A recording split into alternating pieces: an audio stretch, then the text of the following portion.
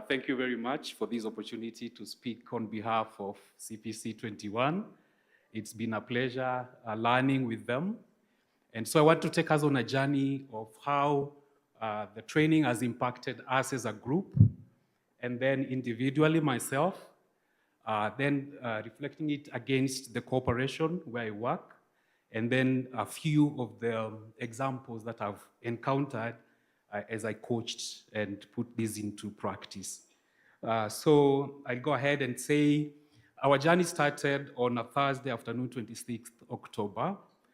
And it was, let me say, amalgamation of various personalities, people drawn from different industries. And it was online. And I think maybe for most of you, that has been the experience.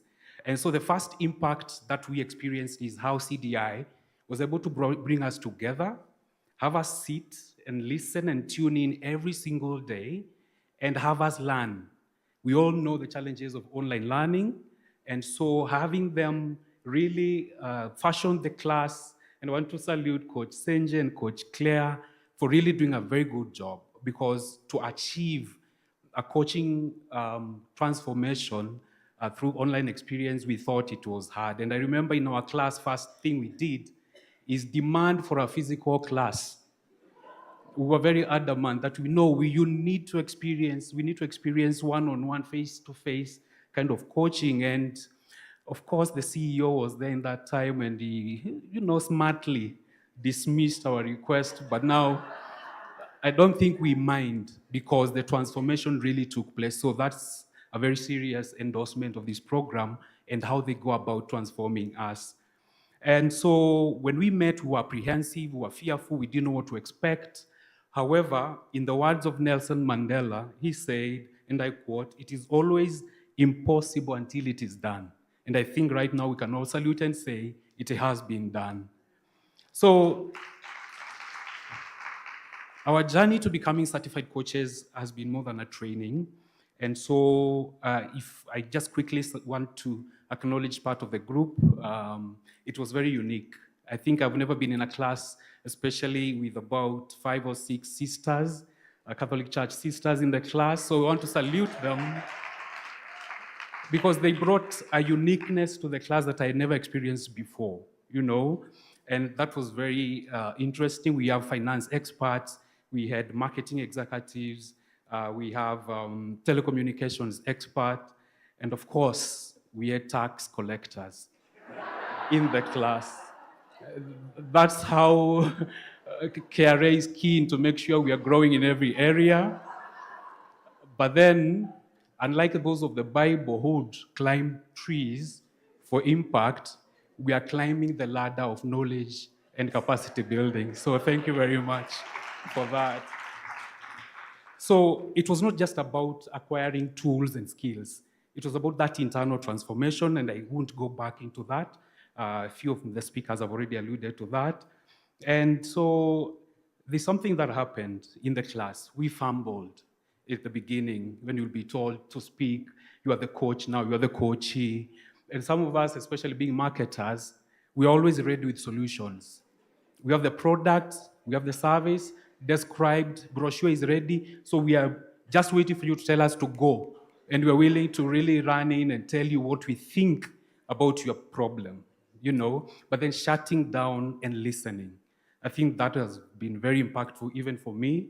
Now I'm able to listen as a leader of teams. I'm able to coach with an ear, not with a tongue. And that has been very transforming for me. And I think, as I salute my wife here, who is also here with me, I think she has seen those changes in the house. I'm willing to listen now, because I realized, and I think this also came in the class, you're better off with a wife who is talking more than you do. So I'm really working in that very, very well. Thank you very much, coaches. And even after fumbling, we opened ourselves up in vulnerability. And this is one of the things that you learn in coaching. You have to be vulnerable, and you create that trust with the client or with your coach if you are the coachee. And that is where I think, if I talk about myself, I needed to be vulnerable. And I want to salute my fellow peer coaches for allowing me to be that. And out of it, by the way, I got a solution for a problem I've had for a long time. I've been on medication for so many years because of my gut. And I remember in one of the sessions, that was my key issue.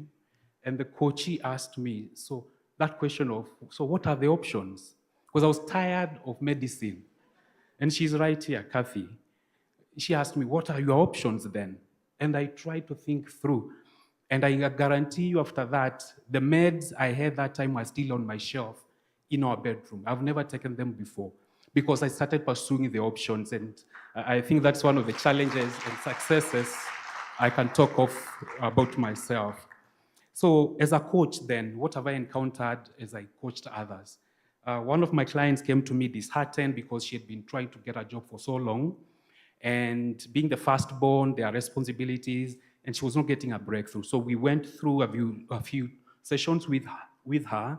And of course, now she remapped what she's gonna do and how to go about it. Now, what shocked me is this.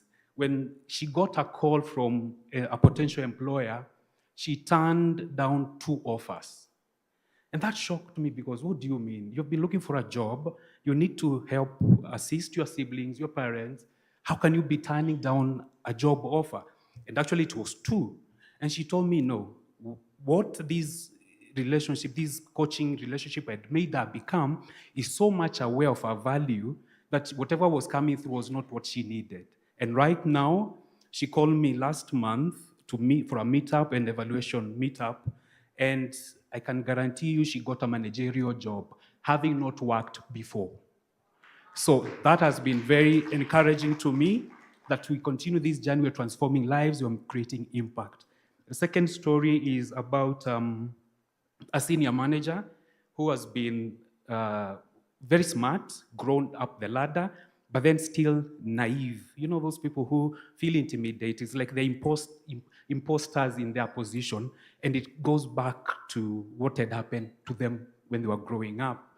Intimidated, feeling, suppressed. So after coaching and bringing them out, now they are bossing their position, not in a bad way, not in a crude way, but feeling finally they have arrived. They belong there. They need to be there to serve people. And so that is one of the other stories. However, I also have another story of a client who is grappling with substance abuse. And it's a journey. It's still ongoing. There are challenges, there are good days, there are bad days, but I'm not giving up. We're not giving up. We have a focus, we have a goal, an overarching goal that we are working towards. And so that is giving us the resilience that we are able to build through the program, that until it is done, we are not giving up, we're not coming out of it. And finally, in terms of impact for the organization, and I want to go back to many years ago when I met Master Coach Aileen. I think must have been over 10, 12 years ago. And at that time, we were designing a solution for a client. It was my first time to meet her. And now, if you've ever met Aileen, she's poised, she's gentle, she's full of grace. Anything to describe someone who has mastered herself and is, just excellence. That is Aileen. And so when we were working with her, I was wondering, what kind of a leader is this? And when we went to the client, when we had a joint solution for the client also was focused on transforming the organizational leaders. And so I saw that transaction until it happened and the leaders started learning. And I think I want to salute Mr. Mukuria, who is my senior in KRA, because he was the client we were now fashioning the solution for. And that has led to us now coming here as KRA leaders to learn and become coaches ourselves. So I want to salute Mr. Mukuria for that, and Aileen. Now, coaching has brought us as connections. It has given us connections. We now understand each other, we know each other. And one of the leaders I want to salute here is Coach David Thuku, Doctor. I have worked in this space of giving solutions, capacity building solutions for a while. And when I met him and we were designing a solution, he also approached it from a different perspective. Now I know what it is, but then I was wondering, him and another coach called Marcin Joroge, I have seen them impact our organization in very profound ways. The testimonies of the managers who have gone through their hands is telling of the story of what has happened. So I want to say organizational change is possible so long as the leaders believe in it and push for it, and now we become that change that we're talking about. As I finish, coaching is not about fixing people. We're not going to offer solutions, but we're going to help them walk the journey towards achieving the solutions. And so, as I quote, the curious paradox is that when I accept myself just as I am, then I can change. And this is by Carl Rogers. So as we assist the community, the society, the republic, and the general, and internationally, locally and internationally, people unlock potential, drive performance, inspire innovation. We are looking to create a positive, compassionate, and collaborative community. And so to all of you, my fellow graduates, congratulations. Let us go forward and coach with courage, passion, and conviction. Thank you very much.